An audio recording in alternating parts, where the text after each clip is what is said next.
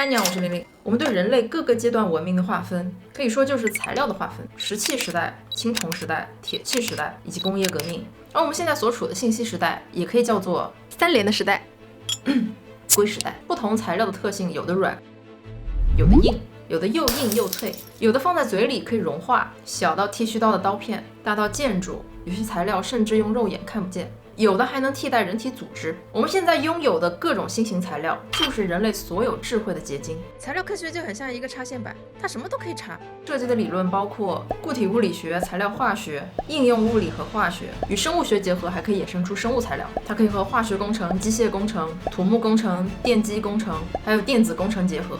所以在我眼中，学材料的人，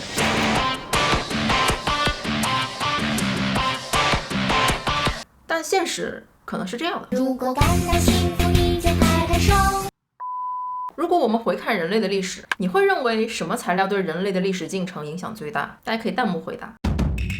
玻璃和陶瓷，你觉得谁更重要？陶瓷是古代中国代名词，它需要丰富的知识和技术，要有高岭土，要能够产生高温的陶窑才能够烧制成功。这项技艺给古代中国带来了巨大的贸易优势。而玻璃呢，它最大的特点就是透明，具有一定的硬度，但有脆性，也不透气。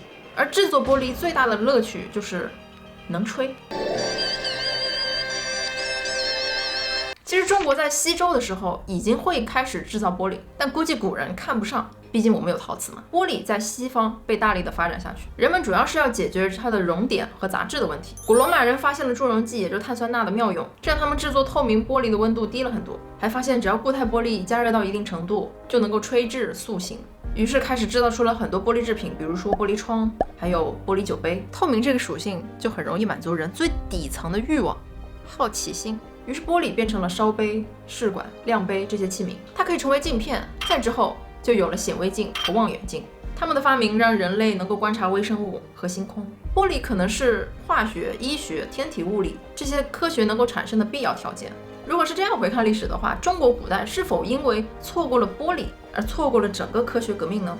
而玻璃的脆性问题之后也被人解决了，加入硼能够让玻璃耐热，还发明了胶合玻璃可以抗爆，它们成为我们汽车的挡风玻璃、商店的橱窗以及建筑的玻璃幕墙。你会发现现在写字楼基本上都是采用全玻璃的外墙，就是因为玻璃既可以为我们遮风挡雨，也能够让我们在室内的生活明亮愉快，而不是像以前一样只能沉没在压抑的混凝土里。玻璃让我们习以为常，但它在历史上扮演着非常重要的角色。在没有塑料之前，人们生活中能用到的材质就是金属、陶瓷、玻璃、木材、皮革、纺织物等等，就连丝袜都没有弹性。而塑料的发明最早是为了代替象牙做的台球。在19世纪70年代，台球这项运动在美国兴起，因为当时能够制作台球的最好材料就是象牙，它可以打磨，可以上色，并且能够承受1000次的撞击，也不会凹陷和碎裂。唯一一个缺点就是贵。于是有台球制造商在《纽约时报》上登报，开出了1万美金的奖金，征求能够找出替代材料的人。1869年，美国人海厄特发现，在硝酸纤维素中加入樟脑和少量酒精，就可以制成一种可塑性物质，热压下可成型为塑料制品。他把这种材质命名为赛璐珞，它就是最早生产的合成塑料。赛璐珞还可以用来制成一样非常重要的东西，就是胶片。传统摄影用的底片是玻璃做的，它用起来极为不方便。于是有个年轻人叫做伊什曼，他设计了赛璐珞制的弹性胶卷，从此改变了整个摄影行业。这个年轻人就是柯达公司的创始人，而胶卷又直接推动了电影的诞生。电影这个东西就带来了无限的乐趣，丰富了人们的生活。赛璐珞也有一些问题，就是易燃、稳定性差、容易开裂，所以之后逐渐被其他的聚合物替代。塑料成了我们生活中的大部分日用品，椅子、各种产品的包装、玩具，还有一次性用品。当然，它也带来了一些污染的问题。材料造成的污染问题，可能最终还是要靠新的材料去解决。硅是地球上最常见的物质之一，广泛的存在于岩石和沙粒当中。硅在宇宙中的储量排在第8位。1958年，捷克基尔比发明了锗的集成电路，而就在半年之后，罗伯特诺伊斯发明了基于硅的集成电路。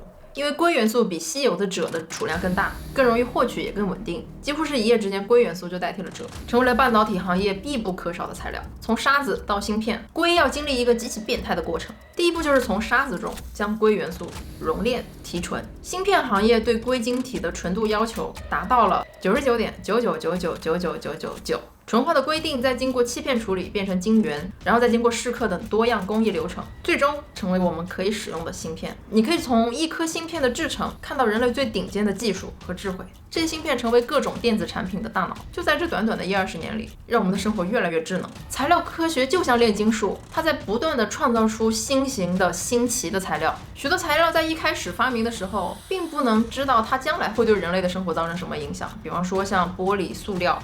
在经过不断的迭代，它们融入人类的生活，并且影响深远。OK， 以上就是今天的内容。求关注，求点赞，求转发，请以后一起保持好奇。我们下次再见，拜。